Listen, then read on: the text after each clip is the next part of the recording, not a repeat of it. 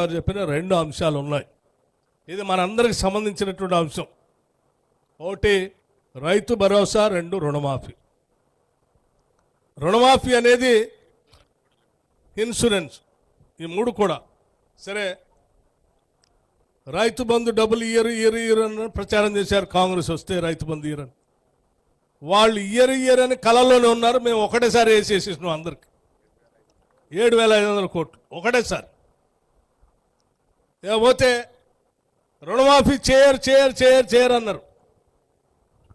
కాంగ్రెస్ వాళ్ళు చేయకుండా ఉంటే బాగు, మేము మళ్ళీ రుణమాఫీ చేయలేదని చెప్పి ప్రజల్లో పోవచ్చు అని అనుకున్నారు. కానీ ఇది ఇందిరమ్మ ప్రభుత్వం, ప్రజల ప్రభుత్వం, రైతుల కోసం, ప్రజల కోసం, యువత కోసం, యువతి యువకుల కోసం పనిచేసే ప్రభుత్వం కాబట్టి వాళ్ళ కోసం వీళ్ళ కోసం కాదు, మేమిచ్చినటువంటి మాటను నిలబెట్టుకోవటం కోసం, మా కమిట్మెంట్ ప్రకారం ఎంత ఇబ్బందులు ఉన్నప్పటికీ, ఎన్ని రకాలైనటువంటి ఆటంకాలు వస్తున్నప్పటికి కూడా ఇచ్చిన మాట ప్రకారం 2 లక్షల రూపాయల రుణమాఫీ చేసి చూపిస్తామని చెప్పి మన ముఖ్యమంత్రి గారు చెప్పారు. దాని ప్రకారం 100% చేసి చూపిస్తామని కూడా ఈ సందర్భంగా మీ అందరికీ, ఈ రాష్ట్ర ప్రజలకు మీ ద్వారా ఇక్కడ నుంచి నేను మనవి చేస్తూ ఉన్నాను. ఒక ఆయన అడుగుతూ ఉన్నారు, మీరు ఆగస్టు లోపల చేస్తా అన్నారు, రేవంత్ రెడ్డి గారు చేస్తారా అంటే మేమంతా ఆయన చెప్పాం, ఏమయ్యా నీకేమన్నా ఆగస్టు ముందు చేస్తే నీకేమన్నా ఇబ్బంది అని, ఆగస్టు కంటే ముందు చేస్తే మీకేమన్నా ఇబ్బంది అని కూడా అడిగాం. అంటే ఆగస్టే కాదు, అవసరమైతే దానికంటే ముందు కూడా మేము చేయటానికి ఈ రాష్ట్ర ప్రభుత్వం సిద్ధంగా ఉంది, చేసి చూపిస్తాం కూడా. రుణమాఫీ ఎవరు ఆపలేరు, ఈ రాష్ట్ర ప్రభుత్వం తప్పనిసరిగా ఈ రైతులకు ఇచ్చిన మాట ప్రకారం చేసి చూపిస్తాం. ఇక రెండవది రైతు భరోసా. మంత్రి గారు ఇప్పుడే చెప్పారు ఎవరికి ఇవ్వాలి, ఏం చేయాలి. నేను ఆర్థిక శాఖ మంత్రిగా చెప్తా ఉన్నాను, ఈరోజు మేము ఏ పథకాలు ప్రకటించినా, ఎవరికి డబ్బులు పంపిణీ చేసినా, లేదా మా డబ్బులు కాదు, లేదా ఎవరి డబ్బులో కాదు, ఇవి ప్రజల డబ్బులు. ప్రజలందరూ కట్టినటువంటి పన్నులతో సమకూర్చిన నిధుల్ని మనం ప్రజలకు పంచుతూ ఉన్నాం. ఆ పంచే ప్రక్రియ అది న్యాయబద్ధంగా,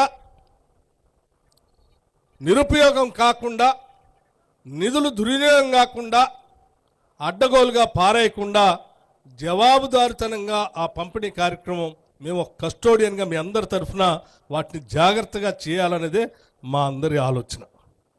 గత ప్రభుత్వంలాగా ఏడబడితే ఆడ దోపిడీ చేసుకొని, ఎవడు పడితే వాడికి పనిచేసి, ప్రజలను అప్పుల పాలు చేసి, 7 లక్షల కోట్లు ముంచేసి రాష్ట్రాన్ని వదిలిపోవాలనే ఆలోచనలో మేము లేవు. మేము ప్రజల డబ్బుని రూపాయి పోగేస్తున్నాం. వేసిన ప్రతి రూపాయిని అర్థవంతంగా ప్రజలకు పంచాలనేటువంటి ఆలోచనతో ఉన్నాం. కాబట్టి రైతు భరోసా పేరు మీద మేము ఇచ్చేటువంటి ప్రతి పైసా ఎవరెవరికి పంచాలి, ఎవరెవరికి ఇవ్వాలి అని ఆ పన్నులు డబ్బులు కట్టినటువంటి ప్రజల మధ్యకి వెళ్ళి ప్రజలందరి ఆలోచనలు తీసుకొని వారు చెప్పిన మాట ప్రకారం వారు ఏ విధి విధానాలు చెప్తారో ఆ విధి విధానాలన్నింటినీ కూడా సమీకరించి శాసనసభలో చర్చగా పెట్టి అంతిమంగా శాసనసభలో పాస్ చేసిన తర్వాత దాన్ని సక్రమంగా ఒక జీవో తీసి రాష్ట్ర వ్యాప్తంగా పంపిణీ చేసే రైతు భరోసా కార్యక్రమం ఉంటుందని చాలా స్పష్టంగా ఈ సందర్భంగా మీ అందరికీ మనవి చేస్తూ ఉన్నాం. మేదో నలుగురు కూర్చొని ఈ నలుగురికి ఇస్తాం, గుట్టలున్నోడికి ఇస్తాం, లేకపోతే భూములు ఎక్విజిషన్ చేసినోడికి ఇస్తాం, వాళ్ళ పంట పండించినోడికి కూడా ఇస్తాం, మాదే పోయింది ప్రజలు కట్టిన డబ్బులు కదా మా ఇష్టం వచ్చినట్టు పంచుతామనంటే, ప్రజలు కట్టినటువంటి డబ్బులకి మేము జాగ్రత్తగా కాపాడాల్సినటువంటి బాధ్యత కూడా మా పైన ఉంది. కాబట్టి ప్రజల్ని అడిగి, స్టేక్ హోల్డర్స్ని అడిగి, అందరినీ రైతులను కూడా అడిగి వారందరూ చెప్పిన ప్రకారం పంపిణీ చేసే కార్యక్రమం చేస్తామని చెప్పి చాలా స్పష్టంగా మీ అందరికీ మనవి చేస్తూ, ఇచ్చిన ఏ ఒక్క హామీని కూడా వదిలిపెట్టం, ప్రతి హామీని నెరవేరుస్తాం. మాకెన్ని ఇబ్బందులున్నా సంపద సృష్టిస్తాం, సంపదని పోగేస్తాం, అభివృద్ధి చేస్తాం, ప్రజలకి పంచుతాం. అదే ఈ ఇందిరమ్మ ప్రభుత్వం యొక్క నినాదం అని చెప్పి చాలా స్పష్టంగా మీ అందరికీ మనవి చేస్తూ, ఈ అవకాశం ఇచ్చినటువంటి మీ అందరికీ మరొకసారి నా హృదయపూర్వకమైనటువంటి ధన్యవాదాలు తెలియజేస్తూ సెలవు తీసుకున్నాను. జై హింద్.